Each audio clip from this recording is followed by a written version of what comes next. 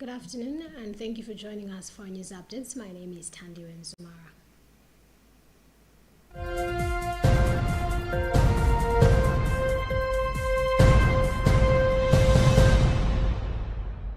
Speaking after the recitation of the Angelus prayer on Sunday, Pope Leo XIV turned his thoughts to the suffering of communities in the eastern part of the Democratic Republic of Congo, DRC, where he said a grave humanitarian crisis continues to unfold.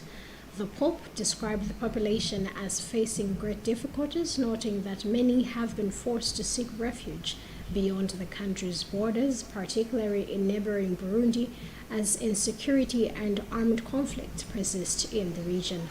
Ongoing violence has left countless families with no choice but to flee their homes.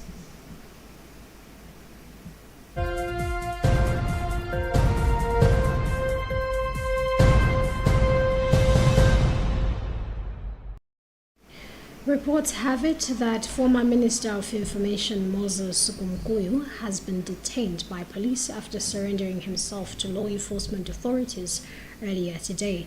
Gumkuyu is reportedly being questioned over remarks he allegedly made during the funeral of late First Deputy Speaker of Parliament, Mandalitso Gazombo, which are being viewed by investigators as inciting violence. Police say the comments were linked to his criticism of the arrest of other former ministers, though further details on possible charges have not yet.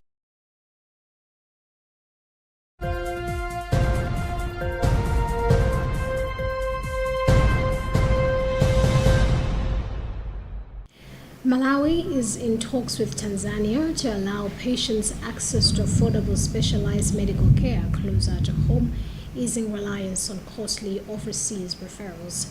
Minister of Health Madalitso Waloi disclosed this during a visit to Benjamin Mkapa Hospital, noting that about 1,900 Malawians are currently awaiting treatment abroad. She said the proposed partnership would include patient referrals, health worker training, joint research, and sharing medical expertise. If finalized, the agreement could improve access to specialized care for many Malawians.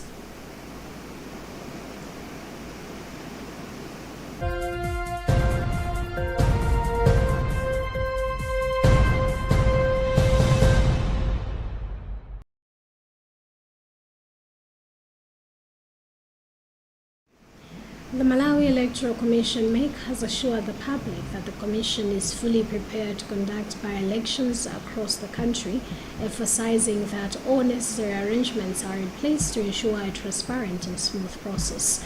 MEC Commissioner Emmanuel Fabiano made these remarks on Sunday during the launch of a by-election in Chirobe Ward, saying the Commission is prioritizing voter awareness, noting that the local government election did not take place earlier following the death of a sole candidate, making it necessary for the vacant position to be filled through a by-election.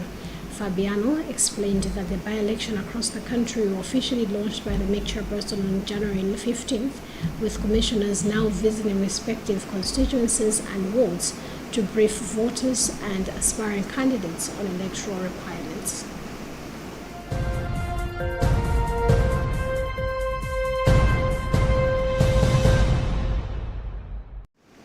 Director of Environmental Affairs Daonga Luntha has urged Malawians to understand carbon trading as a new opportunity for national development and climate action.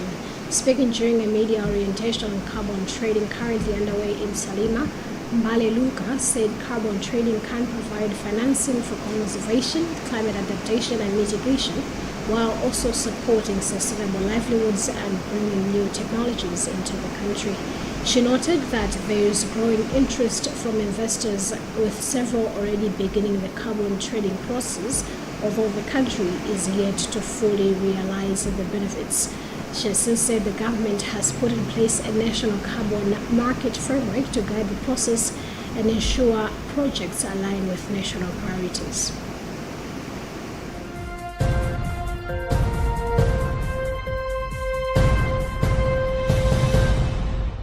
And in other news, at least 11 school children were killed on Monday morning when a minibus collided with a truck in a city south of Johannesburg, according to the South African media.